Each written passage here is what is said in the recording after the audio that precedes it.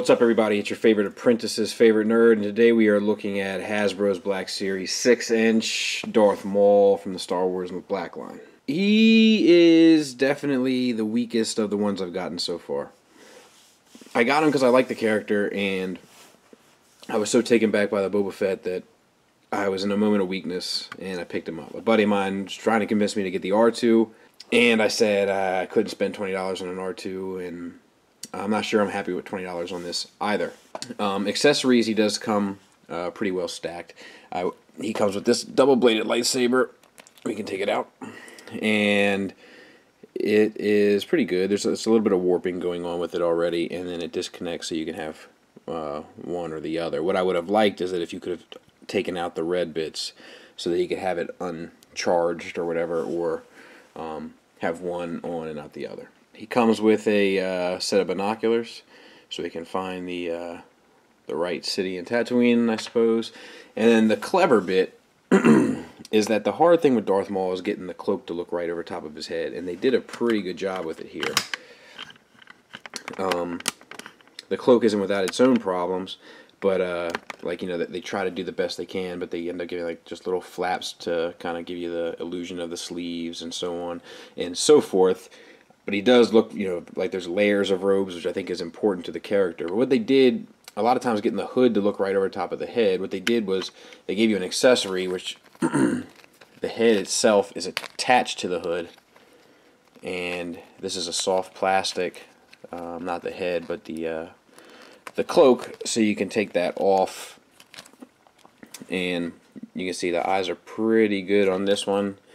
And then you can attach, you see the ball peg on a hinge, this head to it, and yeah, now you can do this kind of look. Now that's all fine and dandy, except the eyes are a bit crossed. They're not terrible. This is the best one I've seen, but they are a bit crossed. It's almost like, but outside of that, it's pretty good.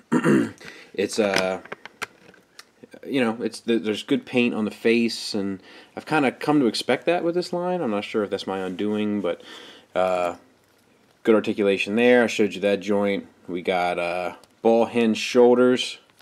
We have a double jointed elbow, wrist swivel, and it hinges up and down. And same on the other one, except this one hinges in and out. Which is kind of their motif. We've got a ball diaphragm joint, which works like a champ, and we have the soft plastic robes here with a real cloth robe underneath. Hips are on, looks like ball pegs, wide jointed ball pegs. Get you that far out and everything you can want there. Double jointed knees that look really pretty good. Really a good job there.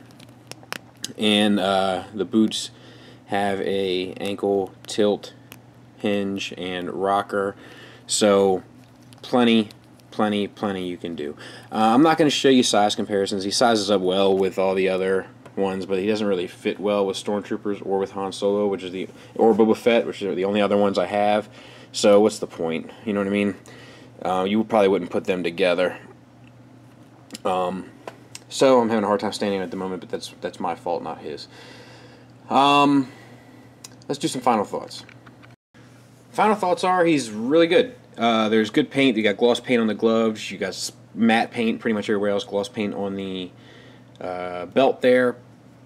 The cloths and robes work well. The robes are all molded. The pants are molded well. It looks good. It's just the weakest of the bunch, and it's mainly due to the eyes. He's just a hard character to kind of nail down. So I didn't want to waste too much time and energy on him. I just want to give you a quick look. That head actually looks better, but you know, it has the robe attached to it, which has its own set of problems. You know, it just doesn't look like Darth Maul. It looks like somebody dressed up as Darth Maul in a really good cosplay. You know? It's like a good cosplay figure. However, he is posable enough where you can put him in some pretty cool poses that are, you know, represent the character well.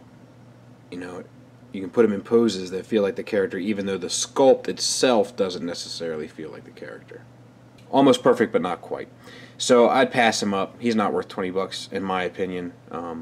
But I'm happy I have him because I'm a fan of the character. So thanks for listening. Thanks for watching. Till next time, take care.